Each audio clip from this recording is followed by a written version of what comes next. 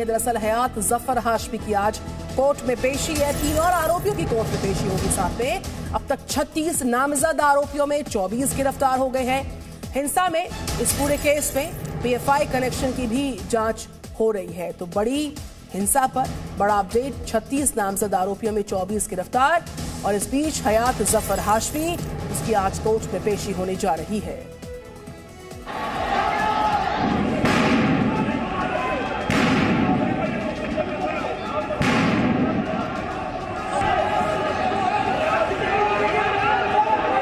कानपुर हिंसा का मास्टरमाइंड हुआ गिरफ्तार। जानबूझकर हिंसा के लिए तय किया गया था दिन और समय। पुलिस की गिरफ्त में हयात जफर हाशमी, खोलेगा अब हिंसा का हर राज। हिंसा के पीछे पीएफआई का कनेक्शन आया सामने। पूरी तैयारी के साथ रची गई थी हिंसा की साजिश। दंगों के जरिए यूपी को फिर से दहलाने की साजिश रची गई थी। लेकिन योगी सरकार ने जैसे ही एक्शन लिया, दंगों की साजिश की एक एक बात सामने आने लगी है।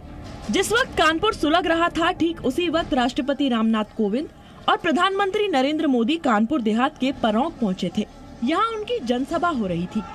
तो सवाल ये है कि हिंसा संयोग थी या कोई प्रयोग।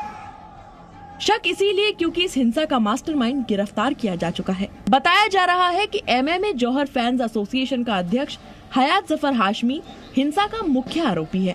आरोप है कि हयात ने सोशल मीडिया के जरिए भीड़ इकट्ठा की थी। पुलिस के मुताबिक हयात सीएए और एनआरसी के विरोध प्रदर्शन के दौरान भी सक्रिय रहा है।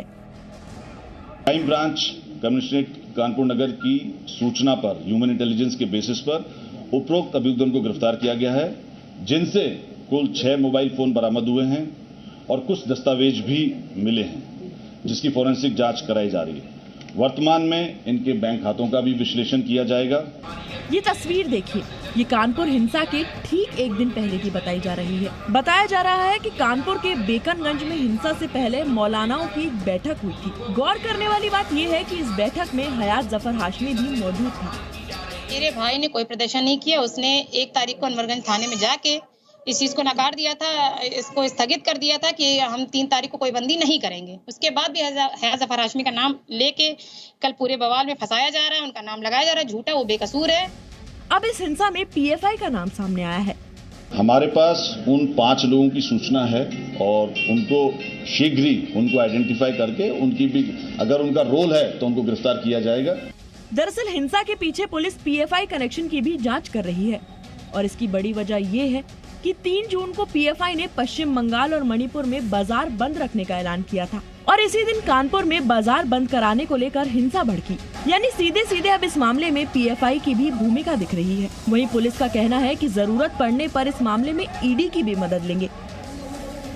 डेफिनेटली इसके अकाउंट्स को हम लोग जांच करेंगे और अगर उसमें कहीं से विदेश या कहीं से पैसा आया है तो उसकी जांच की जाएगी। दरअसल अब तक जो जांच में सामने आया है उससे तो यही लग रहा है कि सब कुछ सुनियोजित था। चश्मदीदों के मुताबिक यहाँ मौजूद चंद्रेश्वर हाते के पास भीड़ उग्र हो गई। पहले भीड़ दुकानों को बंद करा रही थी, फिर यहाँ पर पहुँचते ही भीड़ में शामिल लोगों ने हिंसा करना शुरू कर दिया। पथराव के साथ साथ बमबाजी भी की गई।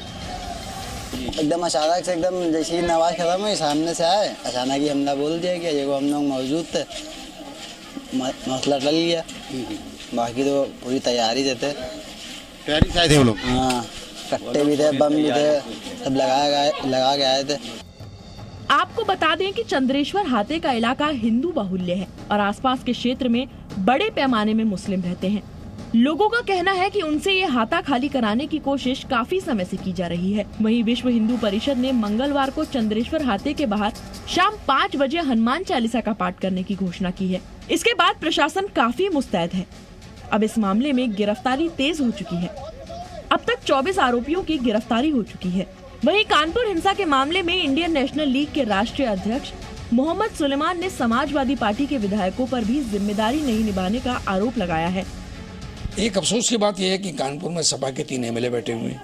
उनकी जिम्मेदारी थी कि जब ये काल आया था तो उनको भी अपोजिशन लीडर की हैसियत से फौरन प्रशासनिक अधिकारियों से मिलना चाहिए था और समाधान के लिए चर्चा करनी चाहिए था उनसे, लेकिन वो भी उन्होंने जिम्मेदारी पूरी नहीं की। फिलहाल कानपुर में हालात सामान्य हैं। भारी सुरक्षा बल भी तैनात है। जांच तेजी से हो रही है और आने वाले दिनों में इस मामले में और कई बड़े खुलासे होने की संभावना है। श्याम तिवारी के साथ विशाल रघुवंशी के साथ विशाल पांडे, जी मीडिया कानपुर।